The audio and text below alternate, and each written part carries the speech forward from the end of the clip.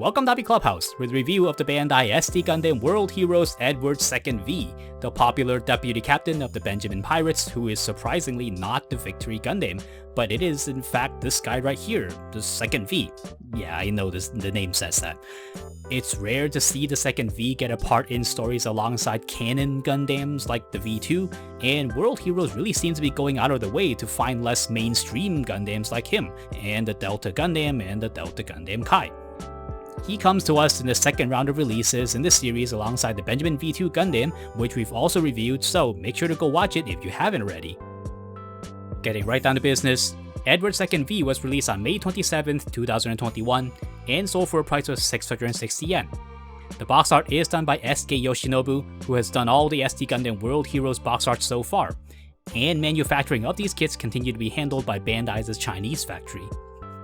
The box measures 15 by 20.5 by 5 centimeters, so it's a regular sized box. The short side of the box tells us that he's the 5th release in the series, with everything else repeated from the front of the box.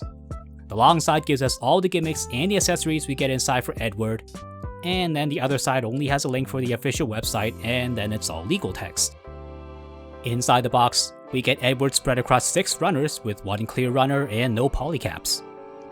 We get a sheet of foil stickers here with these red and white details for the top of his headdress, 1 for each side, and then these bigger ones that go lower down, and then these red ones that go onto the sides of it.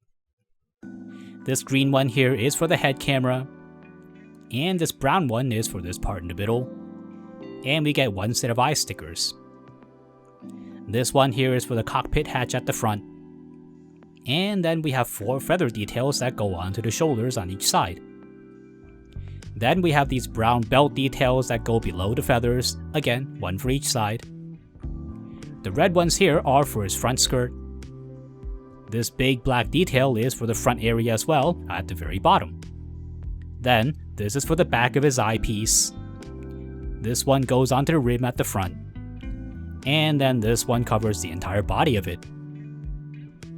For the instructions, we get some background info on Edward himself. And on the back, we get the names of all his weapons and his attacks. And at the bottom, we see Sun Quan, who went with the pirates and his father during the search for the hero in the story. The center pages are for the comic that we get for all BB Senshi kits along with full English text. And then the black and white side is all for assembly instructions as you'd expect. So just like his buddy Benjamin V2, we get a good idea of what Edward is supposed to look like here even without any stickers. And in his case here, the only clear parts are the blue on his chest, which isn't supposed to be clear at all and it's supposed to be solid blue, but really there isn't any one spot I could point out here that's egregiously lacking in color, maybe except for his sword, but we're going to talk about that later. So I think we can move straight on to seeing him with all his stickers. And small as the changes are, Edward does feel a lot more complete with the stickers on because of all the details added to his face area. The red and white details on his headdress isn't the nicest looking thing in the world, with the black outlines here looking a little cartoony, but it really adds more than it hurts, so it's hard to knock that. And I praise the face details because they contrast with the belt on the shoulders here. Yeah, you see the sloppy way the sticker just goes on top of the bumps of the rivets, right? This looks horrible, and it makes no sense to have the stickers just go right on top. It doesn't make the kit any better, and it made me feel like an accomplice to this half-hearted build, like I also didn't care. Now, could they have done something else about the belts? I'm not so sure I can think of any simple solution, and I'm sure Bandai's designers thought long and hard about it too, but I can say for sure that the solution here solved nothing. But to be fair, the other bits of stickers are generally unintrusive, and the ones on the belt here actually work really well with the red piece. And of course, we all want to see the dreadlocks a bit closer. They're really cleverly built, and you can see here that there is an outer layer with the rolls of the hair all around, and then there's another layer beneath with the spiky hair sweeping backwards. It's a very simple and elegant construction with the 2 parts here that gives us a final result with a great sense of volume and of depth. The side of the dreadlocks on this side here actually drops off into a vertical surface, which strangely isn't a thing that happens on the other side, but really because of the all black color here and the complex shapes, you'll hardly ever notice it. But for a builder, it's something you're gonna have to put up with and you're gonna need some elbow grease to fix. The There are also some strands down here that run along his face, and they turn up like this, which can be a little bit unrealistic, but this is to keep them from getting in the way when you turn the head. While we're here on the head, there is this awkward transition of the headdress, going from gold here suddenly to the white plastic. The hair covers it enough that you're not going to notice it a ton, but once you know it's there, it's going to bug you all the time. But more interesting is this red bit of cloth here in the back that's like the hair in the front, and it's fixed in the raised position. It looks natural enough that you won't think about it being frozen mid-motion, but it does get in the way and it's going to poke into your other kits when you put them on display. I mean, they do stick out really far. Then on the back, we get the second V's wings, which are done with these gold bits right here. And they don't open up, which wouldn't be so bad if the V2 didn't have that function, but it does. And the second V felt like it got shortchanged here. There is a cannon mount here, but we're gonna get back to that a little bit later. So other outfit details include the feathers at the front, which gets those stickers that we saw earlier that gives them an off-white color, which they do kind of work. The cloth piece at the front right here is really nicely sculpted and it has a soft flowing feel to it. And he seems to be wearing a coat of some sort with the straps at the front of his chest, and the coat flows down the side of his legs, which is pretty stylish. So yeah, I think one of the best parts of Edward is how fashionable he is. He doesn't look as much like a pirate as Benjamin does, and I kind of wonder if he wasn't designed to actually be a pirate at all in the beginning. So, Edward's one standard weapon is his big curved blade right here, which again looks nothing like something a pirate would use. Now let's see it really quickly in his hand to give us an idea of just how big it is. It's a prominent part of his look, and I think he'll often be displayed holding it, which makes it a problem because the sword is all white like this. I mean, sure, all the swords in this line are a single color, but not all of them are this central to the character. You see, Wukong's staff is a good example, and it's also very important to the character, so they made that in clear red and in gold. The second V here, I really wish they could have at least put some stickers on it so it could fit a little better.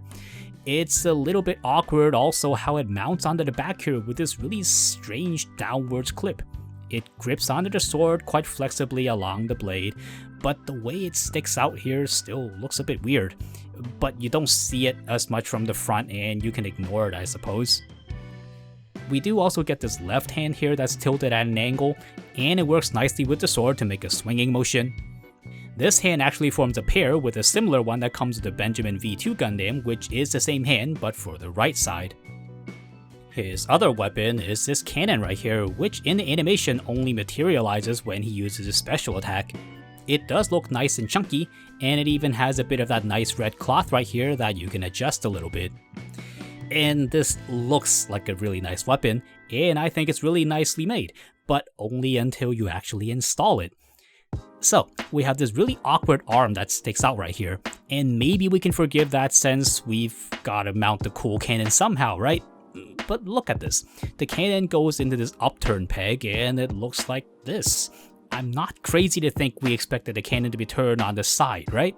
This looks like someone built this the wrong way, and in terms of posing and expressiveness, I don't think the sideways pivot is nearly as useful as an up and down angle, so I'm not sure why the cannon was made like this.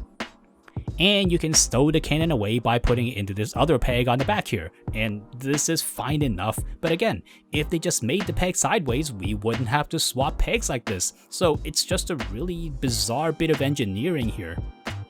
And when Edward uses the cannon, he gains his eyepiece here with a looking glass attached to it. And elephant in the room, yes, this is the best the stickers will ever look on it. I did everything in my power to make it look nice. But look at it, it's a wrinkly mess on the body here and it's a wrinkly mess on the front, and then it transitions suddenly into the clear plastic at the front. The back almost isn't terrible until you look at it from the other side, and really, if we study this for a bit, we'll realize that only the lens really needed to be in clear plastic. The rest of it should have been in normal solid colors. This is just bad engineering fixed with worse engineering. Because if you ask anyone if they trade the clear lens for this entire thing being in a solid color, they'll all say yes. So looks aside, we install this eyepiece by taking off the headdress piece like this, and then fitting the eyepiece into the notch right here. And then we can put the whole part back in place.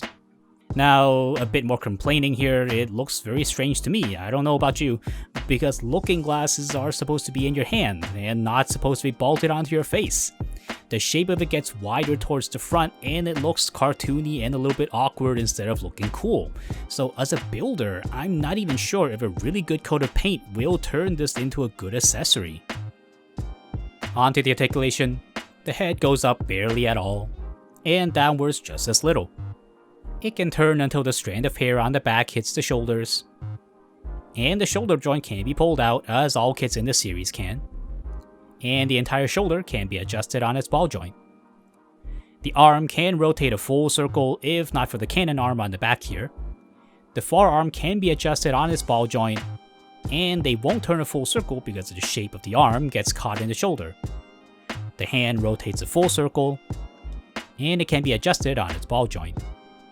The waist dips forward quite nicely, and backwards just as well. It turns until this back piece hits the side of the waist like this. And the front skirt can be adjusted a little bit like this. The side skirts can be nudged a little bit, but not really much. The legs can be adjusted on their ball joint, and the knee bend goes as much as the cramped space will allow. The feet can be adjusted on their ball joint. If you watch the other SD Gundam World Heroes reviews, you'll notice it's all very similar because they all have the same joints. Edward here is up to the standard here, and other than the head, the other parts pose as you'd expect, which is to say he can do cool poses, but you're really gonna have to work at it slowly and creatively to help him do it. It's fine for an SD kit, and there really aren't any big issues here. For size comparisons, here's the SD Cross Silhouette RX-78. And then, here's the Legends BB Zakuto. Thanks to the dreadlocks, Edwards is just as tall as the Zakuto's very highest point, and it's a good bit above the RX-78, but really the head height is actually still the same, and the funky hair doesn't throw things off balance so much, so it does look fine with all your other SD kits as you'd expect.